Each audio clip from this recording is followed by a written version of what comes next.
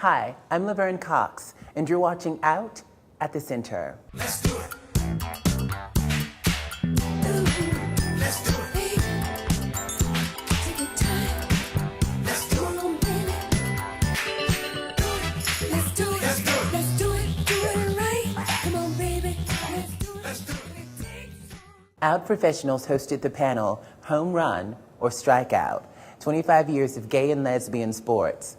A large and illustrious panel of athletes and sports writers spoke about the current situation of being out in both professional and academic sports in the context of how far we've come in 25 years. In this post-gay era, why are we even talking about gay people in sports?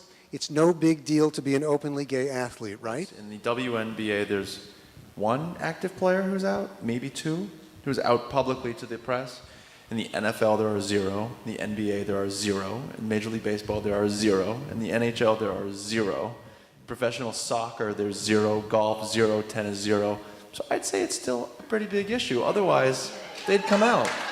I honestly, I didn't think it was a big deal. I didn't feel any differently when I did come out, because it was, for me, it was I answered a direct question. Someone asked me if I was gay, and it was the first time someone asked me, and yeah, I am. You know, it didn't even occur to me that it was a huge thing. It was definitely a big deal for my generation. And I think we've made huge progress. I think I get to speak to a lot of high school and college student athletes and coaches in my role with It Takes a Team. And I think we've made tremendous progress. There are a lot more athletes who are out and their teams are comfortable with them. The coaches, not so much. I mean, I see a big gap between the student athletes and the people who are coaching them.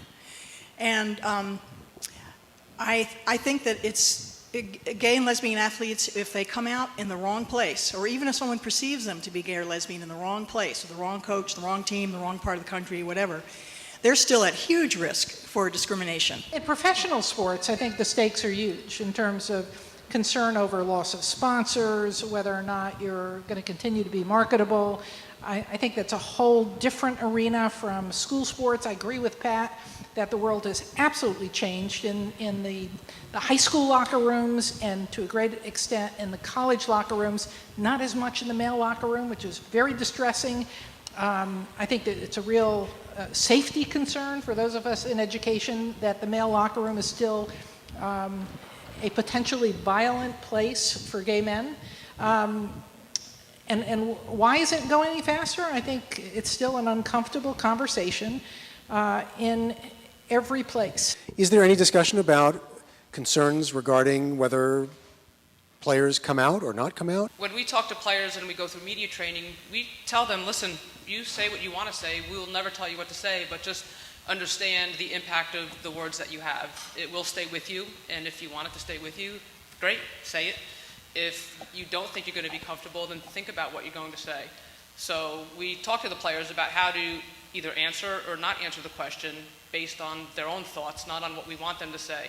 You have to remember that society goes through change in a very interesting way. There are 4 stages of change. The first stage is anger, the second is retribution, the third is acceptance, and the fourth is celebration.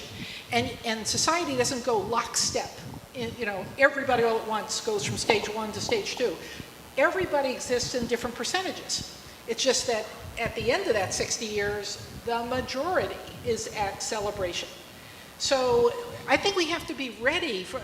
We have to push the public policy and push the envelope to start the clock running on this mass visibility and acceptance. I'm the first actively playing male professional athlete in a team sport, because I think that's the key.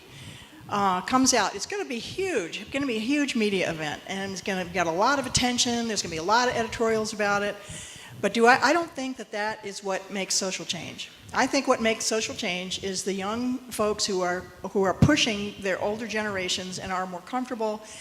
I think the change is going to be evolutionary rather than revolutionary. It just occurred to me that my 16-year-old nephew in rural Arizona, actually the nephew of my partner, is an openly gay kid who plays soccer.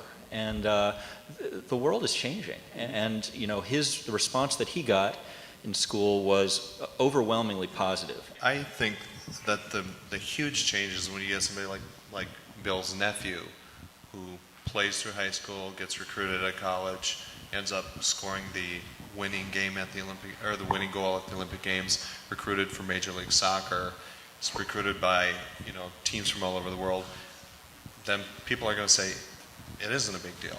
The last really negative story I heard about coming out in sports was 9 years ago.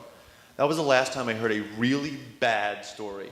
Yeah, certainly some teammates harass out kids, but the last time I heard a kid getting kicked off a team or attacked or anything was 9 years ago. And I've heard a lot of stories since. I think that's kind of telling of where we've gone. And that's all for this excerpt from Out at the Center. If you want to see the full show, check it out on our website at gaycenter.org/out. Until next time, I'm Laverne Cox. Stay in the love.